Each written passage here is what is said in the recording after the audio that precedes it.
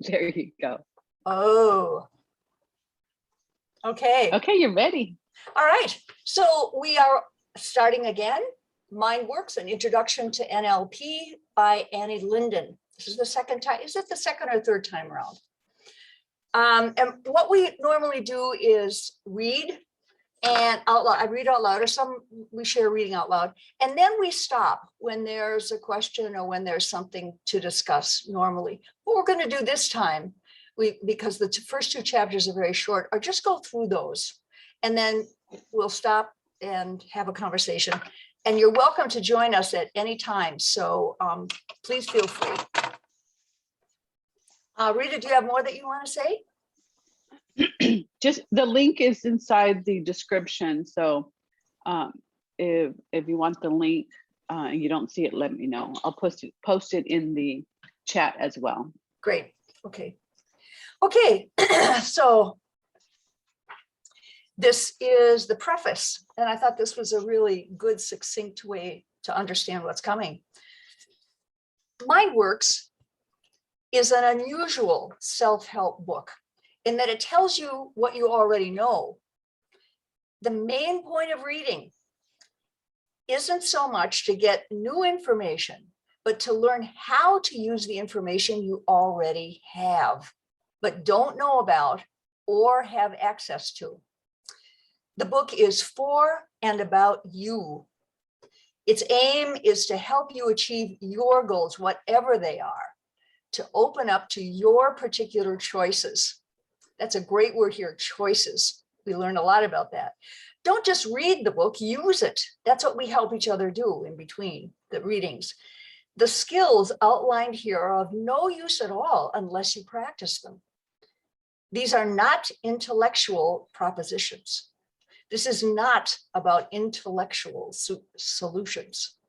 Even if you're accustomed to solving problems through logic and reasoning, suspend that way of thinking for the space of this book.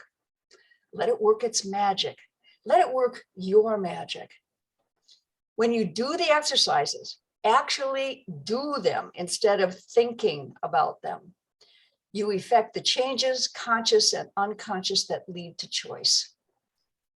Read the book through systematically from beginning to end, and then go back and concentrate on a particular section or skill or technique. Bring your own abilities, resources, fears, and habits to this book. Make it your own. And at the end, you'll discover that your mind is the most interesting place you know. All right, chapter 1. Page number is this? I have no idea. Chapter 1, page 3. And this is entitled Saying What You Mean. You should say what you mean, the March Hare went on. I do, Alice hastily replied. At least I mean what I say. Lewis Carroll from Alice in Wonderland. Do you know what you're saying? Of course you do. Otherwise you wouldn't be saying it, right? Maybe. What you're saying and what the other person understands may be two different things. The way to know if what you say gets across is by paying attention to the response. Your communication is made up of both the message you intend to send out and the message you receive. Communication between people, like magnetism, requires two poles, you and me. The message passes between us, and what you say is what I understand you to say, just as much as it is what you think you are saying.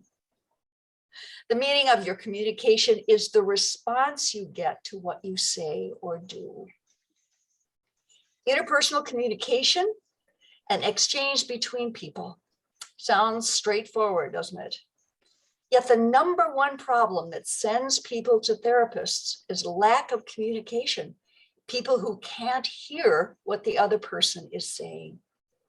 Husband and wife, parent and child, boss and employee, doctor and patient, partner and client, the problem is the same. they can't get their message across. With all the emphasis that's usually placed on being a good speaker, one half of the equation has been forgotten. You can't have magnetism with only one pole. You can't have communication without someone to receive what's being conveyed. A listener for the speaker, audience for the actor, observer for the doer. Without a listener, there's no dialogue. And that means no effective communication. If you can't listen well, you'll never know if your point gets across. A good listener watches as closely as he or she listens. I learned that as a young actress, to be convincing on stage, you have to respond to cues, not only to the lines of another actor or a prompter, but to everything that goes on around you. As in the theater, so in life, all the world's a stage, and how effective you are, how believable, depends on how easily you convey your meaning. If I'm doing a great dramatic role, a Lady Macbeth, and the audience is laughing, I can be absolutely sure I am not coming across. The response tells me that the meaning of my communication, the meaning I intend, is not being delivered. I have to stop and examine my behavior. Is it the tonality I'm using? Is it my movements? Am I overdoing my gestures, talking so quickly that I sound like an organ grinder? The words remain the same, no matter who is saying them. Out, damn spot. But the message is contained as much in how it's said as to what it said. What Shakespeare intends in Lady Macbeth's speech is to illuminate her state of mind as she tries to wash away the guilt of the murder she's just committed. If the words are spoken as if the owner of a Dalmatian is ordering her dog out of the kitchen, the meaning is lost. Knowing how is as important as knowing what. That's why there are great actors and mediocre ones. And that's why some people are able to communicate easily or brilliantly, while others can't ever seem to get their meaning across. Those who can't generally confuse intention and result. They believe that when they've said what they've meant to say, the communication is finished. If Bill tells Susan, "I love you," meaning that he really loves her, and Susan goes, "Yeah, sure, I love you too," in a tone of voice that would be equally appropriate for pass the mustard, it's pretty obvious that Susan isn't getting the message that Bill is trying to send her. Now, what usually happens is the person who feels like he's not being understood starts blaming the other. "What's the matter with you? Why don't you ever listen when I talk?" Things like that. Or it's this scenario. Bill comes home and says, "I love you," to Susan, who doesn't respond at all. 15 minutes later, she says, "You never express any affection for me." He blows up. "I just told you," he insists, "the moment I came in the house. What more do you want?" She hadn't heard him, not consciously. She was involved in chopping onions. Her eyes were teary, and all she noticed when Bill came in the door was that he seemed to be feeling very pleased with himself. What he said and what she heard were not the same. The feeling he meant to convey was not received. The love he offered wasn't accepted, wasn't even acknowledged. Chapter 2, getting the message out. Other orientation and rapport. "How do I love thee? Let me count the ways," wrote Elizabeth Barrett Browning to her husband, Robert Browning. In a quiet moment, listening to the rain play a soft percussion on the roof, or watching the green and blood orange of flames playing in a winter's fireplace, Susan and Bill might talk of love like poets, billing and cooing, speaking with their lips and words and hands. But on a late summer afternoon, in a hot kitchen, preparing a meal she doesn't particularly want to make for an old schoolmate of Bill's, Susan doesn't feel especially loving. She didn't hear or respond to the love Bill is trying to convey. I told you I love you, he repeats. The moment I came in, didn't you hear me? Why don't you listen when I talk to you? That doesn't mean anything, Susan tells him. You were saying it only because you were feeling good about yourself. I don't feel you reaching out to me at all. You don't seem to grasp what goes on around here. Bill is indignant. That's not true, and you know it. I came over, I gave you a kiss. You must be deaf. I'm always telling you, you just never listen. I'm really trying to tune into you. She hadn't heard. Or if she did, it was a nuisance, like static coming between her and the onions she had to chop. That doesn't mean anything, she tells him. My feet are aching. It feels like I've been working in this damn kitchen forever. The air's heavy as molasses. I certainly don't have the sense that you're on my wavelength, that you care about me. All you talk about is your own feelings. What Susan is telling Bill is that the message he thought he was sending her never got through. Though she's not aware she's saying this, and he isn't getting her gut message either. They're speaking along different sensory pathways, passing and bypassing without noticing what the other is saying. The meaning of your communication is the response you get, independent of your intention. That's a hard one. The meaning of your communication is the response you get, independent of your intention. For all of us, there's a limited amount of attention we can consciously control. The word consciously is key. We hear, see, feel, respond to a multitude of stimuli without being consciously aware of doing it. Remember when you were a child, wrapped up in whatever game you were playing, while your mother kept calling you to come in or come down or come to dinner, until she finally went and got you, demanding, why don't you answer when I call you?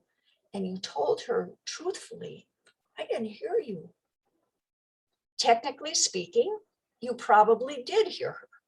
Your ears probably registered the vibrations and frequencies of her voice, but it didn't mean anything to you. It wasn't part of your game. It had nothing to do with whatever you were paying attention to. You were attuned to something else and had no part of your attention left over for your mother's call.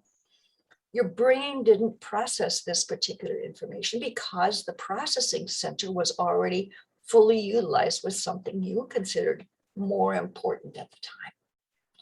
As we get older, many things change. We gain a greater degree of conscious control over ourselves in many ways, but we still can take in only a limited amount of information at any given moment. Our attention span is restricted. Span, by definition, is the distance from thumb to pinky in an outspread hand. It refers literally to what we're able to grasp. The conscious mind can pay attention to only 7 pieces of information, plus or minus 2 at any given moment. That's a maximum of 9 bits of information you can juggle at a time. Imagine taking a drink of water. You need to position each of your fingers on the glass. Bring the glass to your lips, open your lips, make the necessary muscular adjustments for swallowing. All in all, a task much too complicated for anyone who would be required to do each part of it consciously. Or think of learning to drive, particularly on a shift car. You're cruising along in high gear, coming up a hill, and you see there's a stop sign at the crest, or maybe it's a red light. Doesn't matter. Either of them can trigger a panic attack. You try to remember the brakes, the clutch, something released, something pressed down, the gear to be shifted. And if it doesn't happen to you when you're slowing to a stop, it's bound to happen when you try moving forward again. Inevitably, you're going to stall. A few weeks or months later, you've learned how to do it, and you no longer think about driving at all.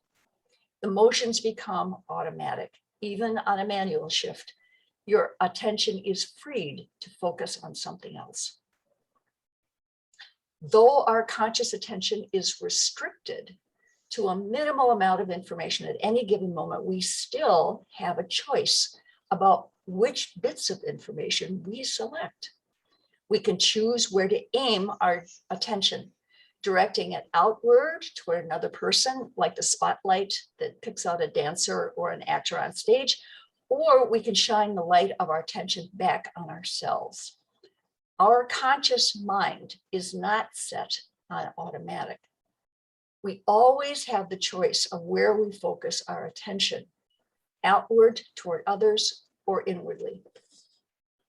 When we're sending out a message to another person, remember this is interpersonal communication in contrast to intrapersonal, which is communication with oneself. The most effective direction to aim our conscious attention is on the other. We look and listen for specific indicators that tells us if, when, and sometimes how our message is being received. In NLP, we call this other orientation. Other orientation means paying attention to the other person and to the signs and indications that person gives out, behavioral indicators that signify the message is received. Is he or she understanding your communication? Are you presenting what you have to say in a way that makes sense? How do you know?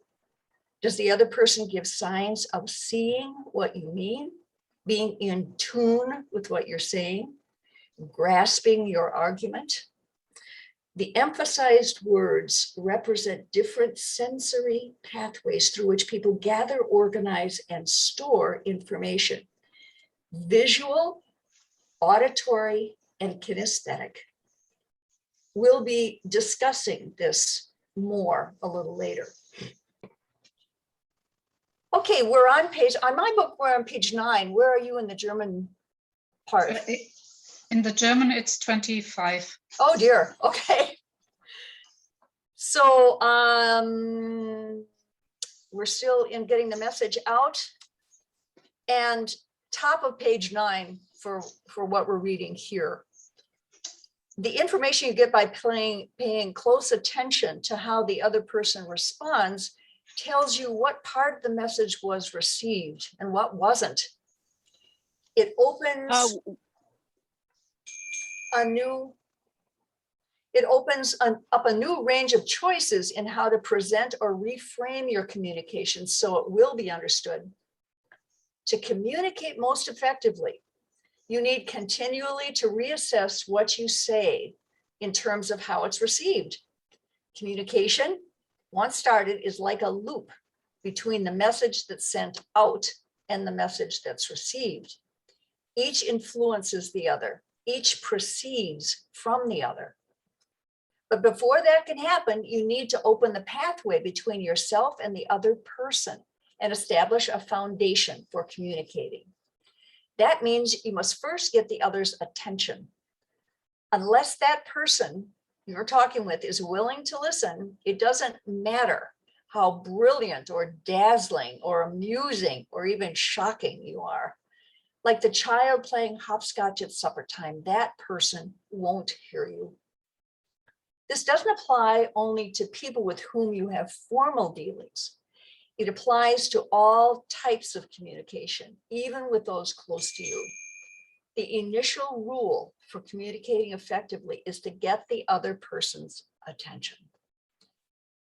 And to do that, you must first establish rapport.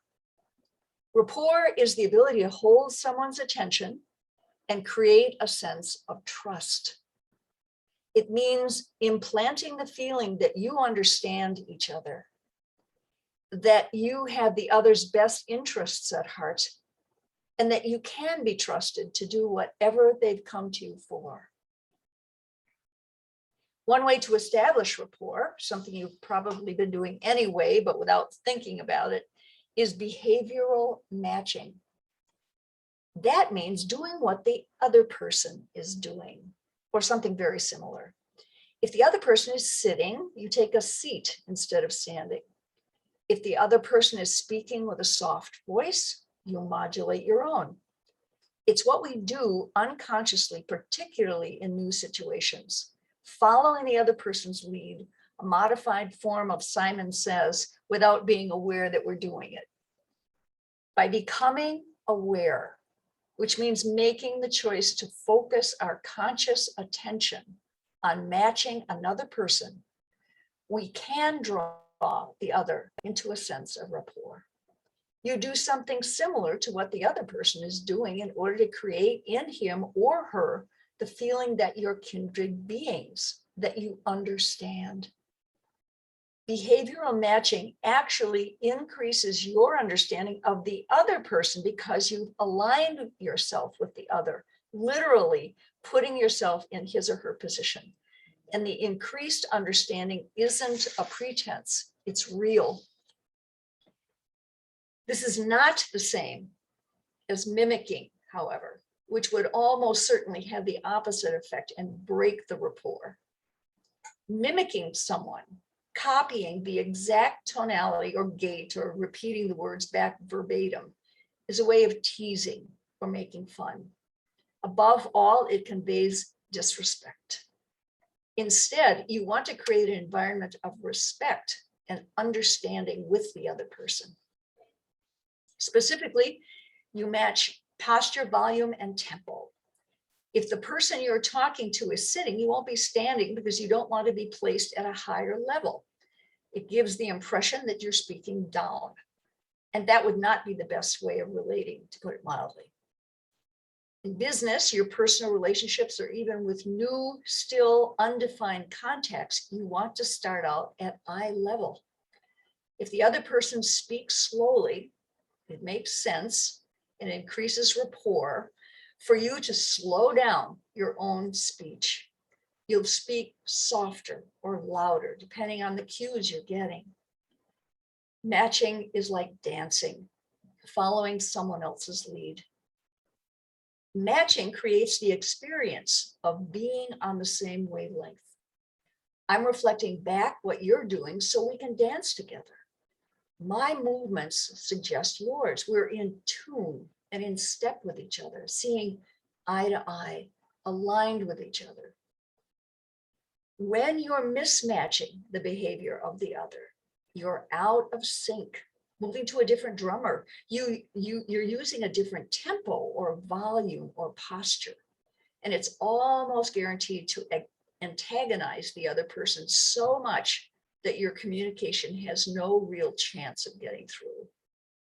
For example, you're a realtor trying to convince someone to buy a house. They're leaning forward and speaking slowly, and you're leaning back and speaking fast. No rapport, no sale, no way. You, the realtor, are a city person used to a hurried pace and to the distance city folk might like to put between themselves. Your clients are country people used to slower ways, more time, intimacy. If you move your upper body forward, giving the impression that you're really interested and that you have lots of time to hear them out and speak in a slow, deliberate way, chances are good they'll want to buy from you.